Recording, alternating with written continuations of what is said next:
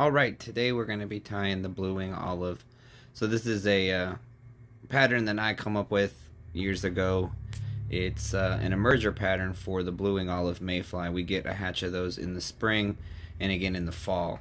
This is on a size 18 Firehole 419 dry fly hook, and I'm using 8/0 rusty Dunn thread. So you see I've laid my thread base down here, and then what I'm getting now is the shuck material, which is just sparkle emerger yarn in olive, and we're going to V a small amount on there and bring it up to the hook and work it towards the back. And we will make sure it's pulled really tight so that it sticks out the back there, and then it'll frill out once you cut it, and it makes it look like the shuck or the nymph casing of the emerging mayfly as it's coming off onto the surface of the river. And then here I'm using an olive goose biot, and it's hard to see, but I did tie it in there tip first in the back, and then work the thread to about the thorax of the fly, and then I'm going to wet the goose biot and grab my hackle pliers and slowly turn it with the outside of the feather facing out, and you'll see it slips out here. When that happens, just re-wet it and get it back in there and start over. Sometimes these will break, and so you just have to tie another one in. Just work the thread back and bring it back forward. But this fly on a size 18 usually requires about 4, maybe 5 wraps of that goose biot, and you want to wrap it, and you'll start to see the little segments that form, and it gives it that kind of nice natural boogie look. And you can do these flies in multiple colors to match different mayfly hatches. So then we'll cut the tag off in there, and we'll secure it in place. And then what we're going to do is we're going to add our CDC puff. Now I'm using a gray or blue olive CDC puff, and what you're going to do is you're actually going to tie it in tip first, and it's kind of hard to see, but what you're going to do is you're going to tie it in and just kind of give it a couple of wraps over the middle of it. Then you're going to pull it from the bottom of the feather through and then cinch it down, and then you're going to loop it back on top of itself by pulling it forward to create that bubble back parachute post. Some people will put 2 in here. I like to do 1 because I use it as a parachute post.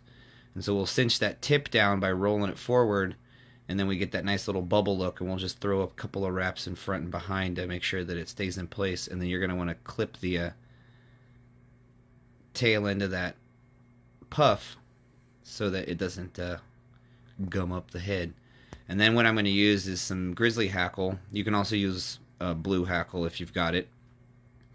And we're going to secure that right to the base of that CDC puff that's now going to turn into our parachute post. And this is the difficult part of the fly. It can be a little tedious.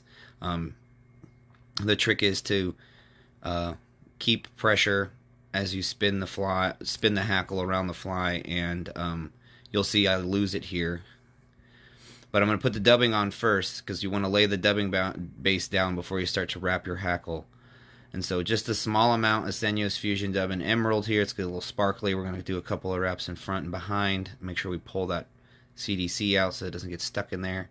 I usually throw a wrap around the hackle too to make sure it stays close to the base of the puff and parachute post. And then what we'll do is we'll start to wrap, and you'll see I'll lose it here, I'm pretty sure. Yep. And so you just start over, and it's kind of pulling it down as you go around. Once you get it started, it kind of it'll start to go.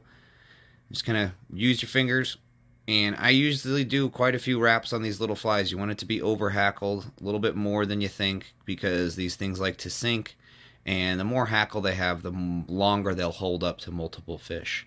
And then I'll slide my thumb up there and cinch that hackle down, and then cut the tag in. And you want to be super careful right through here, so that you don't cut that 8/0 thread right there near the head, and then you got to start all over again. So super careful, cut the tag end out and clean up the head a little bit.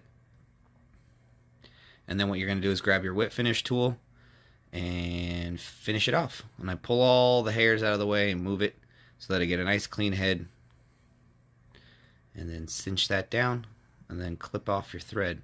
And then from here what you're going to do is you're going to clean up the fly a little bit, and cut that shuck about as long as the fly is big.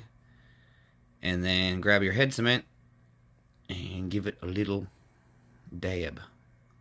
And there you have it. That is the Blue Wing Olive emerger that I tie up. I've been using it for years. It's very, very effective for head hunting and targeting those big trout that like to sip, that are being really picky about what they want to eat.